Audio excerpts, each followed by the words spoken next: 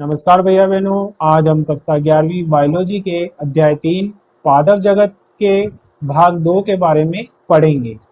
पादप जगत के पिछले भाग में हम अपुष्पोद्भिद वर्ग मतलब क्रिप्टोगेमी क्लास के जो पौधे हैं, जिसमें थेलोफाइटा में शैवाल को रखा गया है, शैवाल के लक्षण और इसके उदाहरणों के बारे में पढ़ चुके हैं। इस भाग में हम अपुष्पोद्भिद वर्ग के पौधे ब्रायोफाइटा, टेरिडोफाइटा और पुष्पोद्भिद वर्ग के पौधे जैसे जिम्नोस्पर्म, एंजियोस्पर्म, एक बीजपत्री, द्विबीजपत्री के बारे में पढ़ेंगे। अपुष्पोद्भिद वर्ग में कवक और लाइकेन भी है। कवक और लाइकेन के जो पौधे होते हैं, इन्हें अलग से जगत कवक जगत में रखा गया है। इनको कवक जगत में पढ़ा जाएगा, क्योंकि कवक जो है ये प्रकाश संश्लेषण नहीं करते हैं और परपोषित होते हैं। मतलब ये परपोषी होना मतलब कि दूसरों पर भोजन के लिए निर्भर होते हैं। वहीं जितने भी पौधे हैं वह स्वपोषी होते हैं। वह अपने भोजन के लिए जो है दूसरे जीवों पर निर्भर नहीं रहते हैं और साथ ही प्रकाश संश्लेषण द्वारा अपना भोजन बनाते हैं। इसके अतिरिक्त पादप जगत में कुछ ऐसे पौधे भी रखे गए हैं जो कि परपोषी हो सकते हैं, जैसे कि कलश पादप। कलश पादप कीट भक्षी पौधा है जो कीटों का भक्षण करता है और अपनी नाइट्रोजन की कमी को पूरा करता है। इसके अतिरिक्त इसमें प्रकाश संश्लेषण भी होता है। ब्रायोफाइटा। ब्रायोफाइटा ग्रीक शब्द ब्रायोन और फाइटोन से मिलकर बना है। ब्रायोन का अर्थ होता है मांस और फाइटोन का अर्थ होता है प्लांट। मतलब कि इसके अंतर्गत जो है ऐसे पौधों को रखा गया है जो सबसे सरलतम हो, असंवहनीय हो, मतलब जिसमें संवहन ऊतक नहीं हो, उन्हें ब्रायोफाइटा में रखा गया है।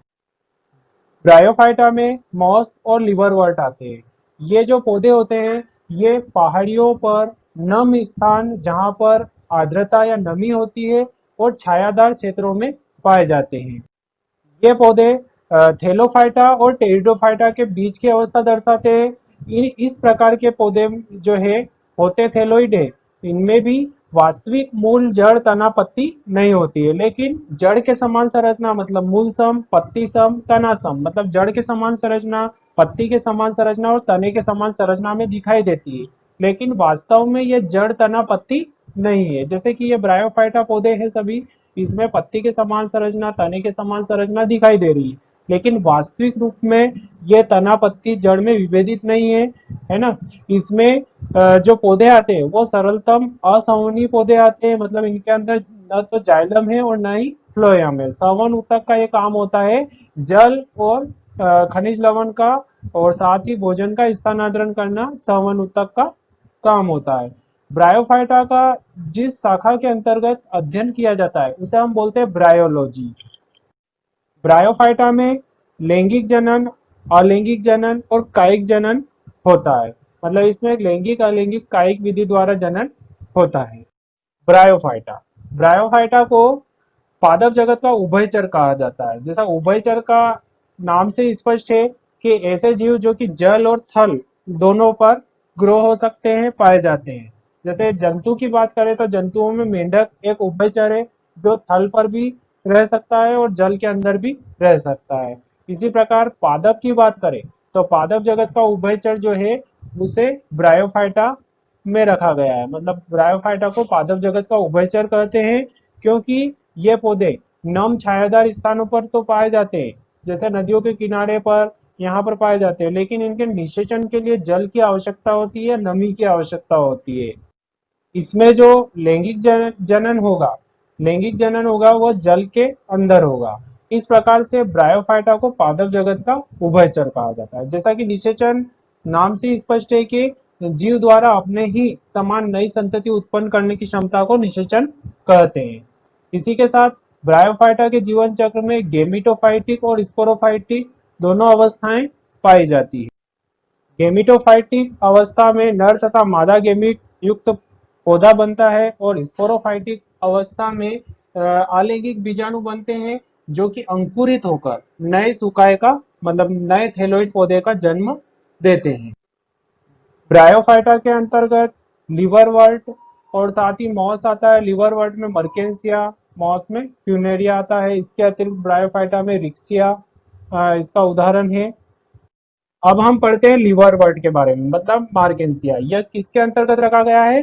यह ब्रायोफाइटा के अंतर्गत रखा गया है। तो लिवरवर्ट होता क्या है? लिवरवर्ट ब्रायोफाइटा के अंतर्गत रखा गया पौधा है। यह नमी छायादार स्थानों जैसे नदियों के किनारे, दलदली स्थानों, गीली मिट्टी, पेड़ की छालों आदि पर उगते हैं।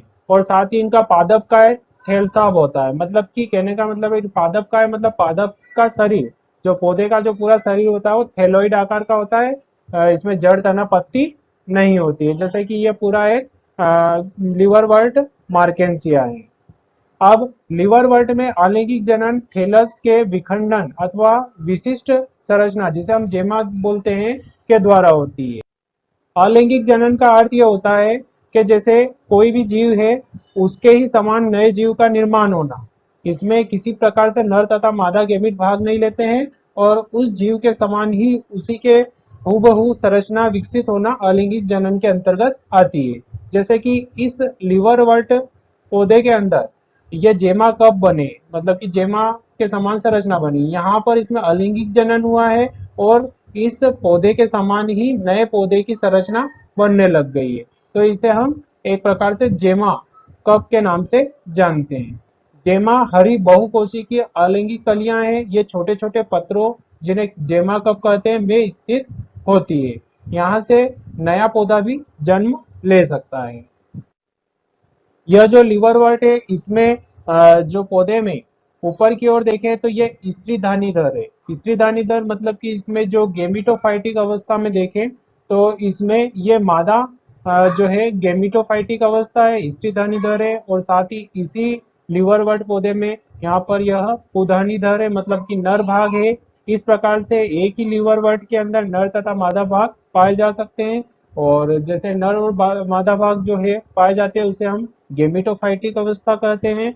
आगे जाके इसमें जैसे लिवरवर्ट में जेमा कप बना है। जेमा कप जो है अलैंगिक जनन के कारण बनने वाली संरचना है, जो कि नए लिवरवर्ट को जन्म दे सकती है। इस प्रकार से लिवरवर्ट नमी छायादार स्थानों पर, दलदली स्थानों पर पाए जाते हैं। इनमें अलैंगिक जनन के माध्यम से विखंडन होता है और जेमा कप जैसी संरचना बनती है और इनसे नई कली कली बनती है और उसी के साथ नया पौधा भी बन सकता है।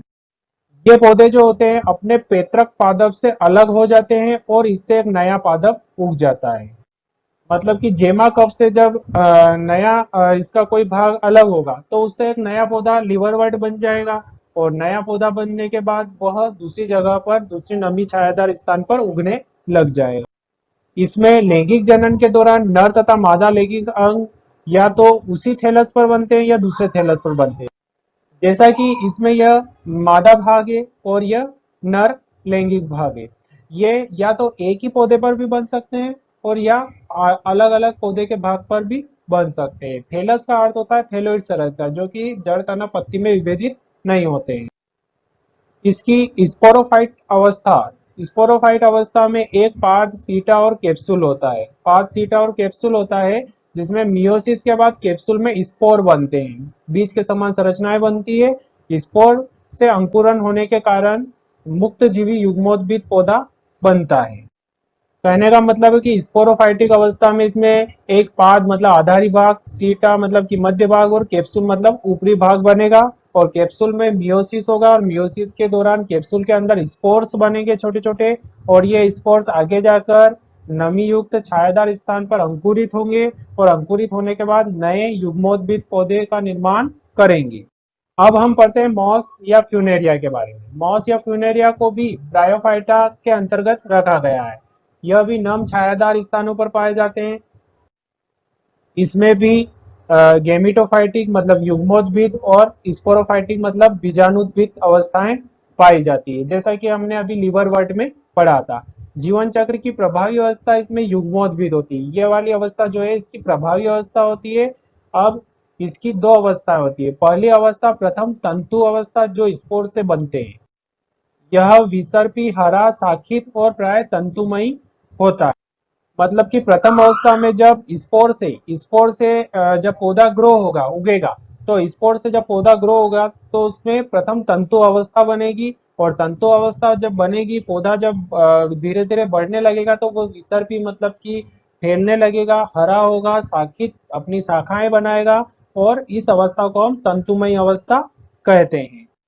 इसकी दूसरी जो अवस्था होती है वह पत्ती के समान अवस्था होती है, जो प्रथम तंतु से पार्श्वी कली के रूप में उत्पन्न होती है। इसमें एक सीधा पतला तना सा होता है जिस पर सर्पिल रूप में पत्तियां लगी रह, मतलब कि इसके जीवन चक्र में युग्मोद्भिद, जो युग्मोद्भिद गेमिटोफाइटिक अवस्था में दो अवस्थाएं होती है, एक तंतु अवस्था और एक होती है पत्ती के समान अवस्था। मतलब तंतु अवस्था में क्या होता है कि जब स्पोर ग्रो करेगा तो वह तंतु के समान संरचना बनाएगा, वह फैलेगा, उस पर शाखाएं बनेगी, तो वह तंतु अवस्था रहेगा। तंतु अवस्था के बाद दूसरी अवस्था जो है पत्ती के समान अवस्था आएगी। पत्ती के समान अवस्था में जो तंतु उग रहा है उस तंतु से पत्तियां निकलने लग जाएगी। पार्श्व भाग में जैसे ये पत्तियां निकल रही है वैसे पार्श्व भाग में पत्तियों के समान संरचना निकलने लग जाएगी। इसमें एक सीधा पतला तना बनने लग जाएगा जिस पर सर्पिल रूप में पत्तियां लगने लग जाएगी। मॉस में अगर कायिक जनन की बात करें, कायिक जनन में इसके किसी भी भाग को निकालकर ग्रो किया जा सकता है। तो कायिक जनन की बात करें तो इसमें द्वितीय प्रथम तंतु के विखंडन तथा मुकुलन द्वारा होता है। मतलब कि जब ये तंतु या इसकी पत्ती का भाग जो है इसको अगर यहाँ से काट कर दूसरी जगह ग्रो करें तो वहां पर ये जो है उगने लग जाएगा। मतलब मॉस में कायिक जनन द्वितीय प्रथम तंतु के विखंडन और मुकुलन के द्वारा होता है। मॉस में लैंगिक जनन, जैसा कि हमने लिवर वर्ट में लैंगिक जनन पढ़ा था, उसमें भी पूधानी मतलब नर भाग और स्त्रीधानी मतलब मादा भाग बने थे, उनमें निषेचन के बाद स्पोरोफाइटिक व्यवस्था बनी थी। उसी प्रकार मॉस में भी लैंगिक जनन के अंतर्गत पूधानी और स्त्रीधानी पत्तीदार प्ररोह की चोटी पर स्थित होते हैं। मतलब ये पत्तीदार प्ररोह है, पत्ती के समान संरचना है। यहाँ पर पूधानी मतलब नर भाग और स्त्रीधानी मादा भाग बनेंगे और फिर इनके अंदर निषेचन होगा। नर भाग मादा भाग के मध्य अगर निषेचन होगा तो निषेचन के बाद युग्मनज मतलब जायगोट से स्पोरोफाइटिक अवस्था विकसित होगी। स्पोरोफाइटिक अवस्था में पाद, सीटा और कैप्सूल होते हैं। जैसा कि लिवर वर्ट में भी पाद, सीटा और कैप्सूल थे। इसमें यह आधारी भाग है, पाद भाग है, बीच वाला भाग जो है यह सीटा भाग है और ऊपरी भाग जो है ये कैप्सूल भाग है। तो पाद, सीटा और कैप्सूल भाग में स्पोरोफाइटिक अवस्था विभेदित रहती है। अब मियोसिस के बाद स्पोर बनते हैं। मतलब कैप्सूल के अंदर जब मियोसिस होगा, मियोसिस मतलब कि अर्धसूत्री विभाजन, अर्धसूत्री विभाजन में जो है एक द्विगुणित कोशिका 4 अगुणित कोशिकाओं में परिवर्तित हो जाती है। तो यहाँ पर भी मियोसिस के माध्यम से स्पोर बनना शुरू हो जाएंगे और ये स्पोर बनकर आगे जाकर स्पोर ग्रो होते हैं और ग्रो होके नए ब्रायोफाइट मतलब मॉस पौधे को जन्म दे सकते हैं। मॉस के सामान्य उदाहरण की बात करें तो इसमें फ्यूनेरिया, पॉलीट्राइकम, इसके अलावा स्पेगनम मॉस आदि आते हैं। टेरिडोफाइटा, टेरिडोफाइटा अपुष्पोद्भिद पौधों में रखा गया है। अपुष्पोद्भिद पौधों में हमने थेलोफाइटा मतलब सेवाल, ब्रायोफाइटा और ब्रायोफाइटा के बाद अब हम पढ़ रहे हैं टेरिडोफाइटा।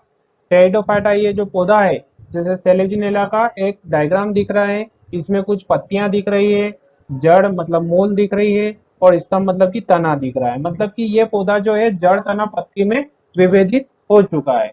टेरिडोफाइटा में जो है ऐसे पौधे रखे गए हैं जो प्रथम संवहनी पादप है। मतलब जिन पौधों के अंदर फर्स्टली जाइलम और फ्लोएम मतलब कि संवहन ऊतक बन गए थे। ये जो पौधे हैं नम छायादार स्थानों पर उगते हैं, नम छायादार स्थानों पर पाए जाते हैं। इनमें मुख्य पौधा जो होता है वो स्पोरोफाइटिक होता है और साथ ही वो जड़, तना, पत्ती में विभेदित हो जाता है। इसमें संवहन ऊतक के रूप में जाइलम और फ्लोएम पाए जाते हैं। लेकिन जाइलम में जैसे 4 प्रकार की कोशिकाएं होती है। ये 4 प्रकार की जो कोशिकाएं हैं इनमें वाहिकाएं, वाहिनी, जाइलम तंतु और साथ ही जाइलम पेरेन्काइमा, ये 4 कोशिकाएं होती है। लेकिन टेरिडोफाइटा के अंतर्गत जो पौधे आते हैं इनमें जाइलम में वाहिकाएं नहीं पाई जाती है। साथ ही फ्लोएम में सखी कोशिकाओं का अभाव होता है। जैसा कि फ्लोएम में वास्तविक रूप में 4 प्रकार की कोशिकाएं होती है। फ्लोएम में भी फ्लोएम में चालनी नलिका, सखी कोशिकाएं, फ्लोएम तंतु और साथ ही फ्लोएम पेरेन्काइमा होते हैं। लेकिन टेरिडोफाइटा में जो पौधे होते हैं उनके फ्लोएम में सखी कोशिकाओं का अभाव होता है। ये जो टेरिडोफाइटा के जो पौधे होते हैं अधिकांश ये सजावट में काम आते हैं। मतलब सजावट वाले पौधे जो होते हैं अधिकांश टेरिडोफाइटा के अंतर्गत आते हैं और ये नमी छायादार वाले स्थानों पर अधिकांश उगते हैं। जैसा कि ब्रायोफाइटा में हमने पढ़ा था उसके जीवन चक्र में युग्मोद्भिद मतलब कि गेमिटोफाइटिक अवस्था प्रभावी थी। वहीं टेरिडोफाइटा में जो मुख्य पौधा है वह स्पोरोफाइटिक अवस्था में होता है। स्पोरोफाइटा अवस्था मतलब स्पोरोफाइटिक अवस्था में होता है जिसमें जड़, तना और पत्ती तीनों ही चीजें होती है। टेरिडोफाइटा की जो पत्तियां होती है वो छोटी होती है, लघु पर्ण मतलब कि छोटी छोटी पत्तियों के रूप में होती है। जैसे सेलिजिनेला हमने पिछले डायग्राम में पढ़ा था, उसमें पत्तियां बिल्कुल छोटी छोटी थी, लघु पर्ण के रूप में थी। और साथ ही बड़ी बहुपर्ण वाली पत्तियां भी हो सकती है, जैसे फर्ण में। ये फर्ण है, फर्ण नामक पौधा है, इसमें जो पत्तियां हैं थोड़ी सेलिजिनेला की तुलना में बड़ी पत्तियां हैं। और बहुपर्ण मतलब चौड़ी पत्ती वाली संरचनाएं इसमें है। कुछ टेरिडोफाइटा ऐसे होते हैं जिसमें बीजाणुपर्ण सघन होकर एक सुस्पष्ट रचना बनाते हैं जिसे शंकु बोलते हैं, कौन बोलते हैं। मतलब इस शंकु के अंदर जो है बीजाणु के पर्ण एक साथ संघनित हो जाएंगे और एक शंकु के समान संरचना बना लेंगे, जिसे हम सेलेजिनेला और इक्विसिटम में देख सकते हैं। जैसे कि ये फर्ण है, ऐसे ही सेलेजिनेला या इक्वी जो सिटम है, इक्विसिटम में बीच में जो है एक बीज के रूप में कोण निकल जाएगा, शंकु निकल जाएगा। उस शंकु के अंदर बहुत सारे उसके स्पोर्स या बीज रहेंगे जो नए टेरिडोफाइटिक पौधे को जन्म देने में सक्षम रहेंगे। अब हम पुष्पोद्भिद मतलब फिनरोगेमी क्लास के पौधों के बारे में पढ़ेंगे। अभी तक हमने अपुष्पोद्भिद क्रिप्टोगेमी पौधों को पूरा पढ़ लिया है। अब पुष्पोद्भिद फिनरोगेमी क्लास के पौधों के बारे में पढ़ेंगे। पुष्पोद्भिद में ऐसे पौधों को रखा गया है जिनके जीवन काल में पुष्प बनते हैं, फल और बीज बनते हैं, उन्हें पुष्पोद्भिद पौधे कहते हैं। ये दो प्रकार के होते हैं, आवृत बीजी और अनावृत बीजी। मतलब पुष्पोद्भिद पौधे में उनके जीवन काल में उनमें पुष्प बनेंगे, फल बनेंगे और बीज बनेंगे। अब पुष्पोद्भिद पौधे दो प्रकार के हैं, नग्न बीजी जिसे इंग्लिश में बोलते हैं जिम्नोस्पर्म, और आवृत बीजी जिसे एंजियोस्पर्म बोलते हैं। नग्न बीजी मतलब ऐसे पौधे जिनके बीज के चारों ओर कोई आवरण नहीं है, मतलब कि फल हम देखते हैं कि फल है, फल के अंदर बीज रहता है, बीज के चारों ओर जो फल भित्ति का आवरण रहता है मतलब कि वो आवरण हो गया। वैसे ही नग्न बीजी में ऐसा कोई आवरण नहीं रहेगा, इसमें बीज जो है मुक्त अवस्था में रहेंगे, उसके चारों ओर कोई आवरण नहीं रहेगा। लेकिन आवृत बीजी पौधे, एंजियोस्पर्म पौधे ऐसे हैं जिसके बीज के चारों ओर आवरण पाया जाएगा। जैसे आम, आम की जो बीज रहता है उस बीज के चारों ओर आवरण है, वो आवृत बीजी पौधा हो गया। इस प्रकार से आवृत बीजी पौधों को भी दो भागों में बांटा गया, एक बीज पत्री मोनोकोट और द्विबीजपत्री मतलब डाइकोट। इस प्रकार से आवृत बीजी को दो भागों में बांटा गया। अब इनके बारे में हम डिटेल में पढ़ते हैं। सबसे पहले हम पढ़ते हैं अनावृत बीजी पौधे या नग्न बीजी पौधे या जिम्नोस्पर्म पौधे। जैसा कि नाम से स्पष्ट है, अनावृत मतलब कि कोई आवरण नहीं, और बीजी मतलब बीज, बीज के चारों ओर कोई आवरण नहीं, उसे अनावृत बीजी पौधों में रखा गया है। जिम्नोस्पर्म, जिम्नोस्पर्म ग्रीक वर्ड से बना है जिम्नोस, जिम्नोस मतलब नेक्ड, और स्पर्मा मतलब कि सीट, मतलब जिसके सीट के चारों ओर कोई आवरण नहीं है, नग्न है, उसे अनावृत बीजी पौधे में रखा गया है। इसमें नग्न बीज युक्त पौधों का समूह रखा गया है, मतलब कि जितने भी नग्न बीजी पौधे हैं उन्हें अनावृत बीजी में रख दिया है।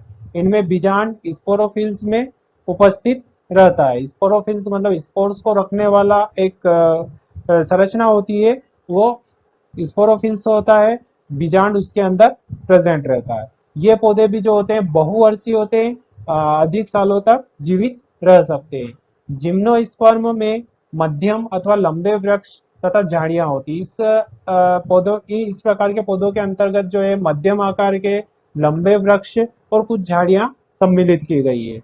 जिम्नोस्पर्म में सिकुआ जो वृक्ष है, एक सिकुआ प्लांट जो है वह सबसे लंबा वृक्ष है ना, ये सबसे लंबा वृक्ष है जिम्नोस्पर्म यानी अनावृत बीजी पौधे में। तो सिकुआ, अगर क्वेश्चन आ जाए अनावृत बीजी में सबसे लंबा वृक्ष है तो सिकुआ प्लांट है।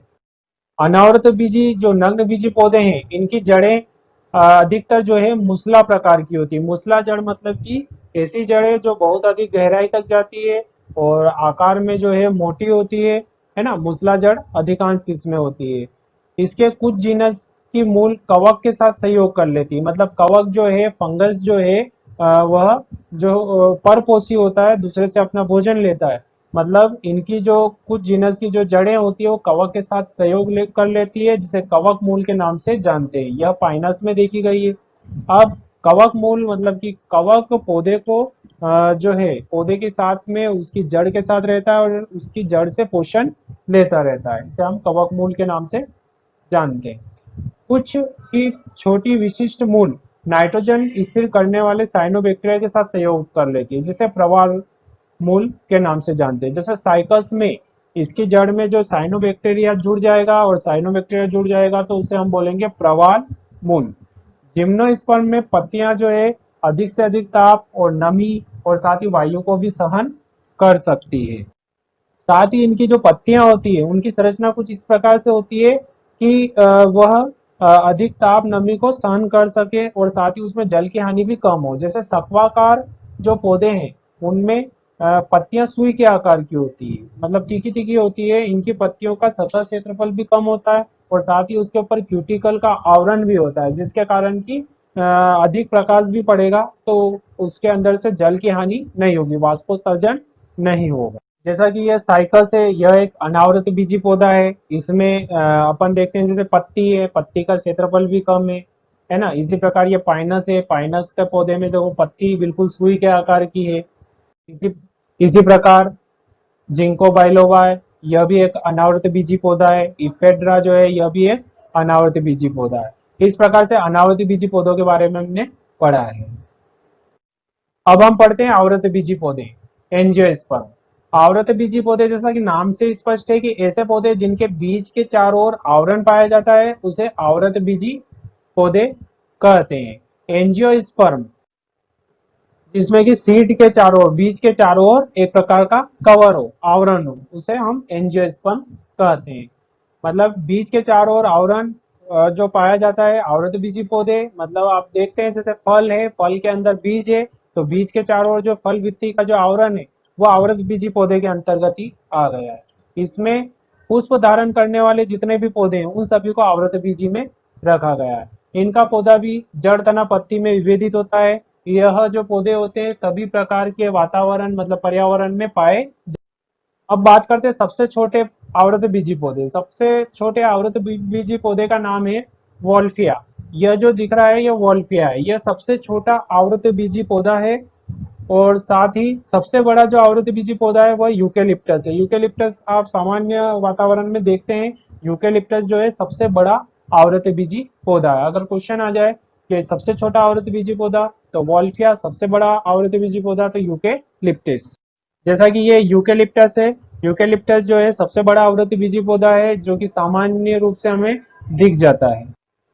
आवृत बीजी पौधों में जो है संवन ऊतक जिन्हें हम बोलते हैं जाइलम और फ्लोयम पूर्ण विकसित होते हैं। इनके जाइलम में 4 प्रकार की कोशिकाएं पूर्ण विकसित होती है, जैसे वाहिका, वाहिनी, जाइलम तंतु और जाइलम पेरेन्काइमा। जाइलम का क्या काम होता है? जाइलम का काम होता है जमीन के अंदर से जो है जल है और खनिज लवण वह जड़ों के माध्यम से पौधे के संपूर्ण भाग तक पहुंचाने का काम होता है। इसी प्रकार फ्लोयम इसमें पूर्ण विकसित होते हैं, जिसमें चलनी नलिका, सखी कोशिकाएं, फ्लोयम तंतु और फ्लोयम पेरेन्काइमा उपस्थित रहते हैं। अब फ्लोयम का क्या काम है? फ्लोयम का काम यह है कि पत्ती के जो भोजन बना है वह भोजन जो है प्रकाश संश्लेषण के माध्यम से बना है और उसे पौधे के संपूर्ण भाग तक पहुंचाना है, तो उसे पहुंचाने के लिए फ्लोयम का काम होता है। इसके अंतर्गत एक बीजपत्री और द्विबीजपत्री पौधों को रखा गया है। मतलब कि ऐसे पौधे जिसके अंदर एक बीजपत्र उसे एक बीजपत्री, और ऐसे पौधे जिसके अंदर दो बीजपत्र होते हैं उसे द्विबीजपत्री पौधे कहते हैं। इसमें आम, पपीता, मटर, नीम आदि पौधों को रखा गया है। अनावृत बीजी और आवृत बीजी पौधे हमने पढ़े, हम इनमें एक बार अंतर देख लेते हैं। अनावृत बीजी पौधे और आवृत बीजी पौधे। अनावृत बीजी पौधों में पुष्प अनुपस्थित होते हैं अधिकांशतः, वहीं आवृत बीजी पौधे जितने भी होते हैं सभी पुष्पीय होते हैं, पुष्प उपस्थित होते हैं। अनावृत बीजी जैसा नाम से स्पष्ट है, बीज के चारों ओर आवरण का नहीं पाया जाना। वहीं आवृत बीजी में बीज के चारों ओर आवरण पाया जाता है। अनावृत बीजी में जाइलम में वेजल्स अनुपस्थित होती है, वहीं आवृत बीजी में जाइलम में चारों प्रकार की कोशिकाएं उपस्थित होती है। अनावृतबीजी में जो फ्लोएम है इसमें सखी कोशिकाओं का अभाव होता है, जो हमने पढ़ा था। वहीं फ्लोएम में सभी प्रकार की कोशिकाएं, सखी कोशिकाएं भी उपस्थित होती हैं। अनावृतबीजी में साइकस, पाइनस, इफेड्रा आदि पौधों को रखा गया है। वहीं आवृतबीजी में आम, पपीता, मटर, नीम, यूकेलिप्टस, वॉल्फिया आदि को रखा गया है। अब हम पढ़ते हैं आवृत बीजी पौधों में एक बीजपत्री पौधे। एक बीजपत्री पौधे, जैसा कि नाम से ही स्पष्ट है कि ऐसे पौधे जिनके बीज में एक ही बीज पत्र हो उसे एक बीजपत्री पौधा कहते हैं, है ना। इसमें एक बीज पत्र वाले बीज युक्त पौधे होते हैं। इनकी जो पत्तियां होती है उनमें समांतर शिराविन्यास होता है, पत्तियों में समांतर शिराविन्यास होता है। जैसा कि आपने सामान्य रूप में गेहूं की पत्ती देखी है, उसमें सीधा सीधा समान शिराविन्यास है। आपने मक्का देखा है, मक्का भी एक बीजपत्री पौधा है, उसमें समांतर शिराविन्यास है। साथ ही इनकी जड़ें जब देखते हैं तो गेहूं की जड़ें कैसी होती है, अपस्थानिक होती है, मतलब कि तंतुवत होती है और ज्यादा गहराई तक नहीं जाती है। वहीं इनके अंदर जो संवन फूल होते हैं वह बिखरे हुए रहते हैं। संवन फूल मतलब जाइलम और फ्लोएम, जब इनके संरचना, जब जाइलम और फ्लोएम आंतरिक संरचना पढ़ते हैं तो वो बिखरी हुई दिखाई देती है। द्वितीयक वृद्धि अनुपस्थित होती है। द्वितीयक वृद्धि के कारण पौधा जो है मोटाई में वृद्धि करता है, लेकिन गेहूं मक्का आप देखें कि पतले ही रहते हैं, उनमें द्वितीयक वृद्धि नहीं पाई जाती। इसका उदाहरण है गेहूं और मक्का, एक बीजपत्री पौधों में रखा गया। द्विबीजपत्री पौधे, जैसा कि नाम से स्पष्ट है कि ऐसे पौधे जिनके बीच जो है में दो बीज पत्र होते हैं। दो बीज पत्र जब होते हैं तो उसे हम द्विबीजपत्री पौधे कहते हैं। इसमें दो बीज पत्र वाले पौधे रखे गए, जैसे मटर आप देखते हैं, मटर का जब बीज आवरण को हटाओगे तो उसमें दो बीज पत्र दिखाई देंगे। मूंगफली में दो बीज पत्र दिखाई देंगे। तो दो बीज पत्र वाले पौधे हैं। इसमें जो पत्तियां होती है उसमें जालिकावत शिराविन्यास होता है। जैसा कि आप देखते हैं कि जब इन पौधे की, जैसे आप सोयाबीन हुआ, मटर हुआ, इनकी पौधों की पत्तियों को सुखाएंगे तो सुखाने के बाद उसमें एक जालिका रूपी संरचना दिखाई देगी। तो इनके अंदर जो पत्तियां होती है वो जालिकावत शिराविन्यास होती है। इसमें जड़ें जो है मूसला जड़ें होती है, मूसला प्रकार की जड़ें होती है, गहराई तक जमीन के अंदर जाती है ना। इसमें संवन फूल जो होते हैं, संवन फूल वलय के रूप में होते हैं, वलय में इसमें जाइलम फ्लोएम पाए जाएंगे। इसके बाद इनमें द्वितीयक वृद्धि होती है, ये मोटाई में वृद्धि कर सकते हैं। इसमें मटर, चना, नीम, इसके अलावा इमली, ये सभी पौधे द्विबीजपत्री में रखे गए हैं। अब हम पढ़ते हैं एक बीजपत्री और द्विबीजपत्री पौधों में अंतर। एक बीजपत्री पौधे, जैसा नाम से स्पष्ट है कि बीज में एक ही बीज पत्र का पाया जाना। द्विबीजपत्री में नाम से स्पष्ट है कि बीज में दो बीज पत्रों का पाया जाना। एक बीजपत्री में समांतर शिराविन्यास, वहीं द्विबीजपत्री में जालिकावत शिराविन्यास। एक बीजपत्री की जो जड़ होती है अपस्थानिक या रेशेदार हो सकती है, गहराई तक नहीं जाती है। वहीं द्विबीजपत्री में जड़ जो होती है वो मूसला होती है और गहराई तक जाती है। एक बीजपत्री में संवन फूल बिखरे हुए हैं, वहीं द्विबीजपत्री में संवन फूल वलय रूप में व्यवस्थित होते हैं। एक बीजपत्री में द्वितीयक वृद्धि नहीं होती है, क्योंकि ये ना तो मोटाई में वृद्धि नहीं करते हैं, लेकिन द्विबीजपत्री में द्वितीयक वृद्धि पाई जाती है। इसके उदाहरण है गेहूं, मक्का, ज्वार, प्याज, गन्ना आदि एक बीजपत्री के उदाहरण है। द्विबीजपत्री में गुड़हल, सूर्यमुखी, इसके अलावा मटर, सरसों, मूंगफली, नीम, ये सभी द्विबीजपत्री पौधों के उदाहरण हैं। इस प्रकार से पादप का जो पादप जगत का जो वर्गीकरण है हमने पढ़ा है।